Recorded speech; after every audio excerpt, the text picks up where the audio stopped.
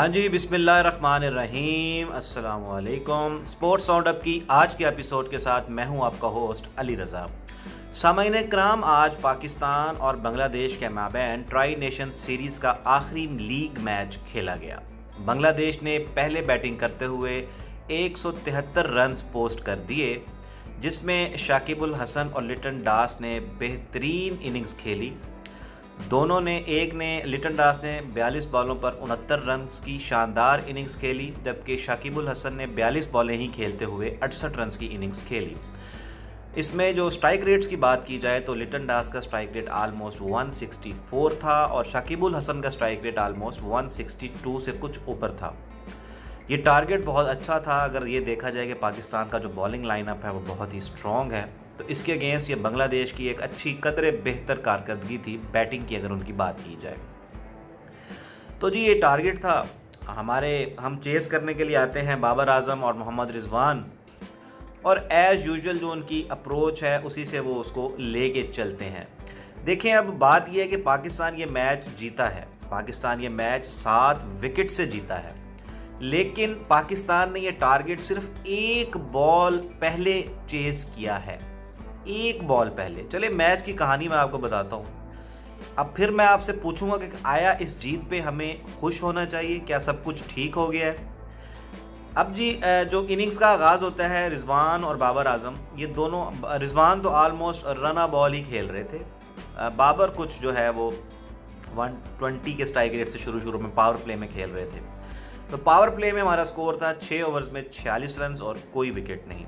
इसके बाद power play के बाद का जो सिलसिला शुरू होता है, इसमें कुछ बाबर आजम जो है एक्सलरेट करते हैं और पाकिस्तान जो है तकरीबन 13वें ओवर के मिड में 12.3 ओवर्स में या 2 ओवर्स में 100 कर लेता है स्कोर, पूरा 100।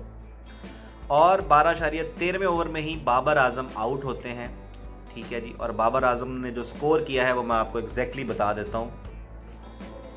55 रन्स की इनिंग्स खेली है बाबर आजम ने, 40 बॉल्स का उन्होंने सामना किया है और इसमें 9 चौके शामिल थे।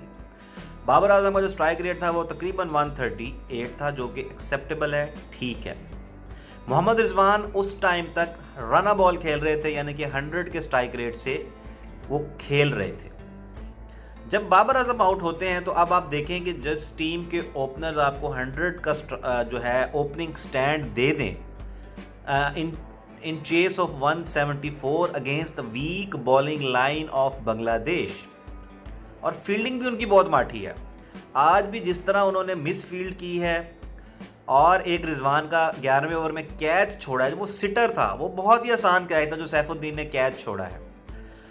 फील्डिंग भी उन्होंने बहुत माठी की, बॉलिंग भी उनकी बहुत ही वीक है अगर पाकिस्तान के साथ उनका मुवाजना किया जाए तो। 13वें ओवर के मिड में जो है बाबर आजम आउट हो जाते हैं और उस टाइम जो है, और उसके जो 13वें ओवर के और आखिरी 7 ओवर्स में हमें कितना चाहिए था जब बाबर आजम आउट हुए हैं, क्योंकि ये चीज़ें बहुत इंपॉर्टेंट हैं, ये चीज़ें बहुत इंपॉर्टेंट हैं, इसलिए कि मैं इसका आपको बताता हूँ कि ये मैं क्यों आपको एक एक चीज़ बता रहा हूँ।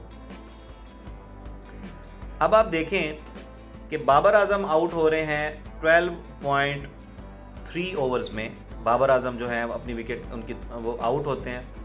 तो मैं आपको सिर्फ ये बताना चाह रहा हूँ, एग्जैक्ट मैं कह रहा हूँ कि एक एक चीज़ एग्जैक्ट हमें पता हो। जी 12.3 ओवर्स में हसन महमूद की बॉल पे बाबर आजम कॉट आउट हो जाते हैं।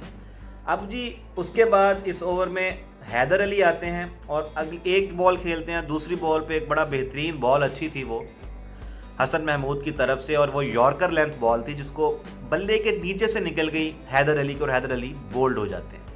2 विकेट्स एक ही ओवर में आ जाती हैं 13वें ओवर में। अब 13 ओवर्स में पाकिस्तान का जो स्कोर है वो 102 है और 2 खिलाड़ी उसके आउट हैं। अब आप हिसाब लगाएं कि आखिरी 7 ओवर्स में पाकिस्तान को 72 रन चाहिए, यानी कि जो रिक्वायर्ड रेट है वो 10 से भी थोड़ा ऊपर चला जा चुका है, 10 से ऊपर हो गया। जबकि इन दोनों ने जब इनिंग्स का आगाज किया था तो जो हमारा आस्किंग रेट था वो तकरीबन 8.6 के राउंड अबाउट था, और जब ये आउट होते हैं 13 ओवर्स ऑलमोस्ट खेलने के बाद हमारी पहली विकेट गिरती है, तो जो आस्किंग रेट है वो 10 से ऊपर जा चुका है। दुनिया की कोई भी ऐसी टीम नहीं है जिसका ओपनिंग पेयर 12 या 13 ओवर्स खेले 174 की जीत में और वो आस्किंग रेट को 10 से ऊपर ले जाए। ये एक टेक्निकल बात है। मैच जीत गए हैं, well done Pakistan, well done Babar Azam, well done Mohammad Rizwan. लेकिन जो बात करने की है वो ये है कि आप 13 ओवर्स खेल चुके हैं और आप आस्किंग रेट को 8.6 से 10 से भी ऊपर ले गए हैं। तो ये सारी कहानी है। अब 7 ओवर्स रहते हैं, 74 रन जो है 72 रन पाकिस्तान को जीतने के लिए चाहिए। तो ऐसी सिचुएशन में एक बार फिर हम अपने मिडल ऑर्डर को मारते हैं टांग। उन्हें कहते हैं बेटा तुम बैठो बेंच पे, तुम्हें हमने नहीं खिलाना, तुम्हें हम तुम्हें नहीं भेजेंगे, हम तुम्हें यहाँ पे भी टेस्ट नहीं करेंगे, ठीक है। हालांकि यहाँ पे तो चाहिए था कि भेजते इफ्तिखार को कि भाई आज सिचुएशन ऐसी है, 10 से ऊपर का रिक्वायर्ड रेट है, जाओ जाके मैच फिनिश करके आओ, यही तुम्हारे पास मौका है वर्ल्ड कप से पहले। लेकिन हम क्या करते हैं, मेक शिफ्ट अरेंजमेंट्स। एक मरतबा फिर आज मोहम्मद रिजवान को भेज दिया गया, मोहम्मद नवाज को भेज दिया गया। जब हैदर अली आउट होते हैं तो चौथे नंबर पे आज फिर मोहम्मद नवाज को भेजा गया है। अब मोहम्मद नवाज आते हैं, बहुत ही आला बैटिंग करते हैं, 20 बॉलें 45 रन, 225 का स्ट्राइक रेट। अगर मोहम्मद नवाज 225 के स्ट्राइक रेट से ना खेलता तो पाकिस्तान ये मैच हार जाता। डिस्पाइट कि हमारे ओपनिंग पेयर ने हमें 100 प्लस की पार्टनरशिप दे दी थी ओपनिंग में, लेकिन फिर भी हम ये मैच हार जाते अगर मोहम्मद नवाज 225 के स्ट्राइक रेट से ना खेलता। पाकिस्तान की इस चेज में, पूरी चेज में एक छक्का है सिर्फ जो कि मोहम्मद नवाज ने मारा है, सिर्फ एक छक्का। ये बात है, यानी कि हमारी क्या इंटेंट है, मोहम्मद जो रिजवान है वो फंसे रहे, मोहम्मद रिजवान फंसे रहे। मोहम्मद रिजवान रना बॉल खेल रहे थे। जब नवाज ने आगे हिटिंग शुरू की तब जाके रिजवान ने अपना कोई स्ट्राइक रेट 100 से अबव किया और वो मरा के 123 तक ही पहुंचा है।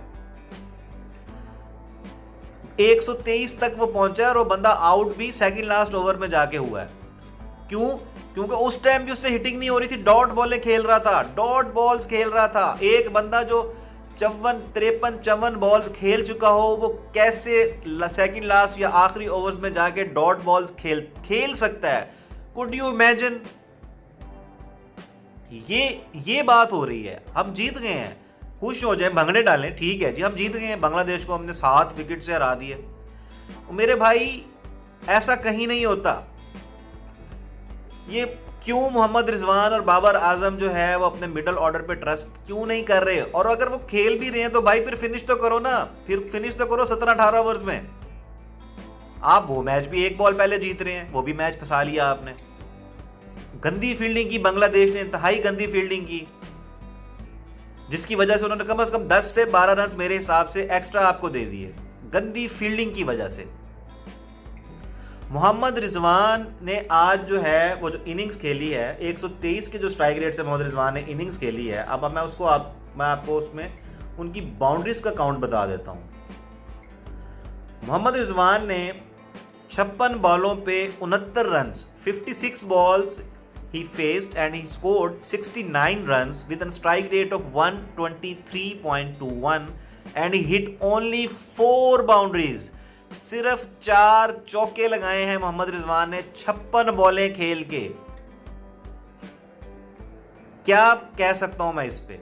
123 का स्ट्राइक रेट है, आप एंड तक गए हैं, उसके बावजूद पाकिस्तान एक बॉल पहले जीता है। और एक बॉल पहले भी कैसे जीता है? जिसपे मोहम्मद नवाज को आके 20 बॉलों पे 45 रन बनाने पड़े हैं। 20 बॉलों पे 45 रन की इनिंग्स आई है तो पाकिस्तान ये मैच एक बॉल पहले जीता है। इस जीत पे आपने खुश होना है, आप जरूर खुश हो।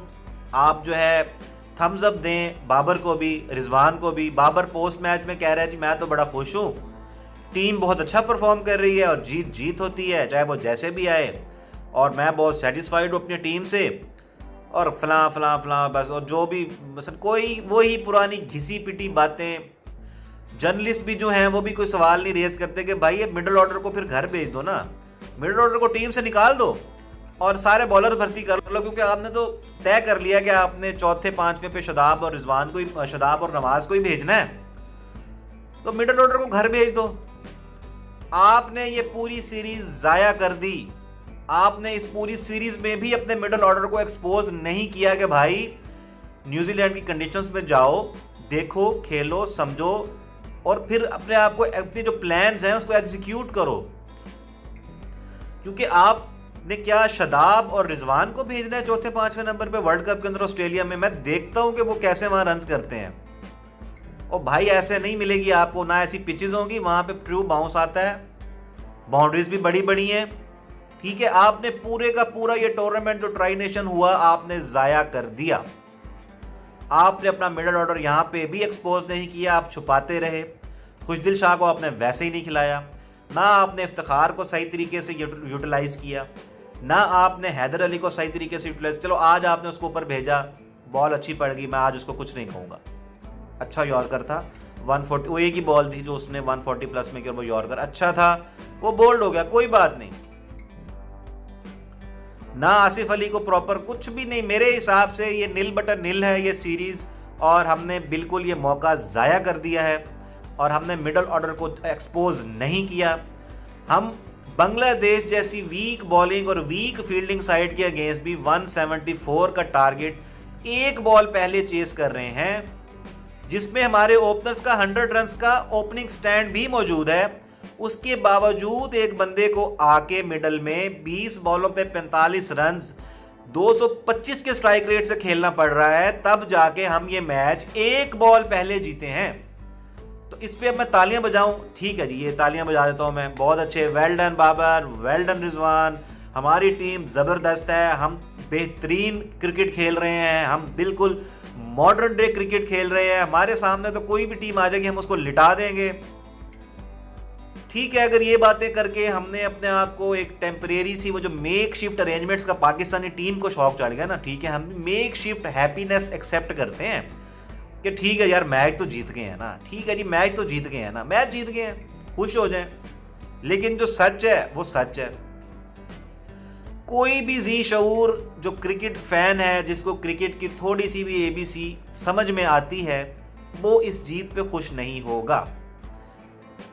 मैं हार्श नहीं हूं बिल्कुल भी मेरे भाई, मैं फैक्ट्स बता रहा हूं आपको कि आप इस जीत का या इस बैटिंग अप्रोच का कंपैरिजन कर लें किसी भी दुनिया के किसी भी ओपनिंग पेयर के साथ या किसी भी बैटिंग लाइन के साथ, कि 174 की चेज में अगर इंडिया या ऑस्ट्रेलिया या इंग्लैंड जैसी टीम या इवन न्यूजीलैंड जैसी टीम, उनके ओपनर्स उनको, पहली बात तो यह है कि 13 ओवर में 100 नहीं करेंगे, वो अगर 100 तक पहुंच रहे हैं दोनों तो वो मिनिमम 10 ओवर्स में 100 कर देंगे, और उसके बाद वो टीम कम से कम 17 या 18 ओवर्स में टारगेट चेस कर देगी। अगर वो 7 विकेटों से जीत रही हो, अगर सिर्फ उसके 2 या 3 आउट हो, तो वो 17-18 ओवर्स में मैच फिनिश हो जाता है।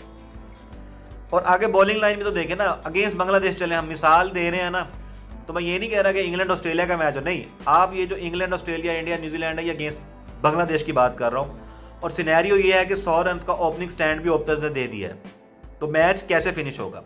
क्या उनमें से भी किसी प्लेयर को आके 225 के स्ट्राइक रेट से मिडल में खेलना पड़ेगा तब वो मैच जीतेंगे और एक बॉल पहले जीतेंगे? नहीं भाई, ऐसा नहीं होगा। आई एम सॉरी टू से, ऐसा बिल्कुल नहीं होगा। बिकॉज दिस अप्रोच, ये जो हमारी बैटिंग की अप्रोच है और जो हमारी इंटेंट है, ये हमें कहीं नहीं लेके जा रही। हम वही पुरानी तर्ज की क्रिकेट खेल रहे हैं। हमारे ओपनर्स को, स्पेशली हमारे कैप्टन को, हमारे मिडल ऑर्डर पे भरोसा तो नहीं है, वो तो सबको नजर आ रहा है। लेकिन जब आप उनको हर मैच में डिग्रेड करेंगे, आने वाले मैच में, हर मैच में आप उनको डिग्रेड करके उनसे ऊपर आप ऑलराउंडर्स को भेजेंगे, तो उनका कॉन्फिडेंस शैटर नहीं, खत्म हो जाएगा, वो जीरो हो जाएंगे, वो बिल्कुल जीरो हो जाएंगे। उनसे परफॉर्म कैसे होगा? जब आप किसी पे कॉन्फिडेंस नहीं करते, जब आप किसी पे भी एतमाद नहीं करते, तो वो कैसे डिलीवर करेगा, वो कैसे खेलेगा? उसका कॉन्फिडेंस आप मार देते हैं। आपने अपने मिडिल ऑर्डर का कॉन्फिडेंस अपने हाथों से उसका गला घोंटा है, अपने हाथों से। कैसे परफॉर्म करेगा? आपने ये ट्राई नेशन सीरीज पूरी की पूरी वेस्ट कर दी, और आपने वही कि जी हम मैच जीत जाए किसी तरीके से, नवाज को भेज दो, शादाब को भेज दो, हम ये मैच जीत जाए किसी तरीके से। ठीक है भाई, आप जीत लें, आप खुश हो जाएं, कल न्यूजीलैंड के साथ फाइनल है, देखते हैं क्या होता है आगे। अल्लाह खैर की 23 तारीख को पाकिस्तान और इंडिया का वर्ल्ड कप का मैच है, तो पानी का पानी, दूध का दूध और पानी का पानी हो जाएगा। पता नहीं मुझे आज जीत के भी इतना गुस्सा क्यों आया हुआ है, क्योंकि मैं तंग आ चुका हूँ इस इंटेंट लेस अप्रोच जो है हमारी बैटिंग की, इससे मैं तंग आ चुका हूँ। मैं बाबर आजम की कैप्टनसी से भी बहुत मायूस हुआ हूँ। मेरे भाई, एक कैप्टन जो होता है अपने प्लेयर्स को बैक करता है। बैक करना सिर्फ ये नहीं होता कि आपने उनको टीम में रखा हुआ है कि जी ठीक है जी मैं इनको ही खिलाऊंगा। आप तो उन्हें खिला ही नहीं रहे भाई, आप तो उन्हें खिला ही नहीं रहे। आप उनको कॉन्फिडेंस हर मैच में शटर करते हो, आप उनसे ऊपर ऑलराउंडर्स को भेज देते हो। आप शॉर्ट टर्म ये सोचते हो कि जी हम किसी तरीके से ये मैच जीत जाएं। मोहम्मद हफीज़ की वो ट्वीट बहुत बेहतरीन थी, आप उसको ज़रूर जाके देखें उनके ट्विटर हैंडल के ऊपर, कि भाई स्टैंडिंग शदाब, आप ये आपका short term problem solving technique तो हो सकती है, लेकिन लॉन्ग टर्म में तो कुछ भी नहीं है, आप वहीं के वहीं खड़े हैं। बहुत ज़्यादा मसले हैं, बहुत ज़्यादा मसाइल हैं इस टीम में। इस टीम की जो अप्रोच है टूवर्ड्स द गेम, बहुत ज़्यादा मसले मसाइल हैं, और पता नहीं अल्लाह जाने कि ये किस तरह वर्ल्ड कप में सर्वाइव करेंगे, क्योंकि हमारा ग्रुप भी बहुत मुश्किल है, जिसमें हमने इंडिया से भी खेलना है, हमने साउथ अफ्रीका से भी खेलना है, हमने बांग्लादेश से भी खेलना है, ठीक है ना। तो देखें जी, मेरे हिसाब से तो मुझे मुश्किल लग रहा है बहुत। वेस्ट इंडीज़ भी हमारे ही पूल में आएगी, तो अल्लाह से दुआ है जी, बस और कुछ नहीं कर सकते। अपना खून जला सकते हैं और अल्लाह से दुआ कर सकते हैं कि अल्लाह ताला जो है वही कोई करम कर दे, वही कोई मौजज़ा कर दे कि इनका जो हमारा मिडल ऑर्डर है इसका कॉन्फिडेंस बहाल हो जाए। हालांकि जो कैप्टन है उसने तो बहाल नहीं करना, वो तो बिल्कुल तबाह कर दिया उसने। इन मिडल ऑर्डर बैट्समैन का जो कॉन्फिडेंस है बिल्कुल बर्बाद करके रख दिया उसने। तो बाबर आजम को भी अल्लाह अकल दे कि बैक करना किसी खिलाड़ी को ये नहीं है कि आप टीम में रखें उसे, लेकिन उसको टीम में रख के तबाह करें। इससे बेहतर था कि आप उनको ड्रॉप कर दें। आप उनको ड्रॉप भी नहीं करते, आप उनको टीम में भी रखते हैं, आप उनको स्क्वाड में भी रखते हैं, लेकिन स्क्वाड में मेरे ख्याल में रख के जो बिहेव आप उनके साथ कर रहे हैं, इससे बहुत बेहतर था कि वो टीम से बाहर हो जाते। कम से कम उनका कॉन्फिडेंस ऐसे तो शैटर ना होता, उनको एक मोटिवेशन होती है कि यार मैं इस वजह से बाहर हुआ हूँ और मुझे परफॉर्म करके वापस टीम में आना है। लेकिन जिस तरह आप लेके चल रहे हैं चीज़ों को, आई एम सॉरी टू से, इट्स वेरी डिसअपॉइंटिंग। और बस ये है कि फिर भी अब वर्ल्ड कप आ रहा है, तो आज की सिर्फ ये जो जितनी भी बात थी सिर्फ आज के मैच से रिलेटेड थी, और जितनी भी बात थी हमारी इंटेंट और हमारी अप्रोच टुवर्ड्स द गेम से रिलेटेड थी। इसमें कोई पर्सनल कमेंट नहीं है किसी के बारे में। बाबर आजम पे भी अगर मैं बात कर रहा हूँ तो उनकी कैप्टनसी स्किल्स के ऊपर बात कर रहा हूँ कि आप अपने प्लेयर्स को बैक ज़रूर करें, लेकिन उन पर कॉन्फिडेंस का भी इजहार करें। बस कोई पर्सनल नहीं है किसी भी चीज़ का, ये क्रिकेट के बारे में बात हो रही है और इनकी जो अप्रोच टुवर्ड्स क्रिकेट है उसके बारे में बात हो रही है। कोई पर्सनल कमेंट नहीं है कि फलान, कोई ऐसी बात नहीं है। पाकिस्तान आज बांग्लादेश का मैच जीता है 7 विकेट से। एक बॉल पहले जीता तो क्या हुआ, मैच तो जीते हैं ना, तो हम पाकिस्तानी बनते हैं और इसको सेलिब्रेट करते हैं। Well done Pakistan, well done Babar Azam, specially very very well done to Mohammad Rizwan, क्योंकि man of the match Mohammad Rizwan को मिला है, नवाज को नहीं दिया। जिसने आके मैच जिताया उसको मैन ऑफ द मैच नहीं दिया। चले जी माशाल्लाह। पता नहीं कौन सा सस्ता नशा करके बैठते हैं ये कमेंटेटर्स वगैरह भी, कि जिनको नज़र नहीं आ रहा कि मैच पे जो इम्पैक्टफुल इनिंग्स थी वो किसकी थी। T20 क्रिकेट में इम्पैक्ट काउंट होता है भाई। अगर किसी ने आके 10 बॉलों पे 20 रन बना दिए और उससे उसकी टीम का मैच वो जीत गई है, तो मैन ऑफ द मैच फिर वो होना चाहिए। इम्पैक्ट किसका था? इम्पैक्ट आज था मोहम्मद नवाज का, जिसने 225 के स्ट्राइक रेट से 5 चौके और 1 छक्का लगाकर 20 बॉलों पर 45 रन की मैच विनिंग इनिंग्स खेली।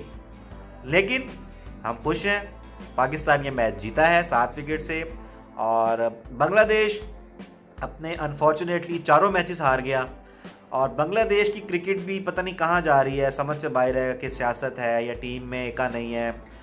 तो लेकिन बहुत बुरा टूर्नामेंट रहा उनके लिए। लेकिन आप इस बात पे ना रहिएगा, बांग्लादेश आपको वर्ल्ड कप T20 में टफ टाइम भी दे सकता है। तो अगली वीडियो में मुलाकात करेंगे। आज की जीत पे मैं तमाम पाकिस्तानियों को मुबारकबाद देना चाहूँगा। मुबारकबाद मेरी वसूल करें भाई, ये तो चलती रहती है बात, हम कुड़ते रहते हैं, वो तो हमने करना ही है ना, दिल का गुबार तो निकालना ही है। तो आप सबको बहुत मुबारकबाद। पाकिस्तान ने बांग्लादेश को आज 7 विकेट से हराया है। मोहम्मद रिजवान और मोहम्मद बाबर आजम ने निस्फ सेंचुरी स्कोर की हैं, 100 प्लस का इन्होंने ओपनिंग स्टैंड दिया है। तो इन दोनों को मेरी तरफ से दोनों हाथों से सलाम, और आप अपनी अपनी जो फॉर्म है इसी तरह कैरी किए रखें। मिलते हैं इंशाल्लाह अगली वीडियो में। अल्लाह निगहबान।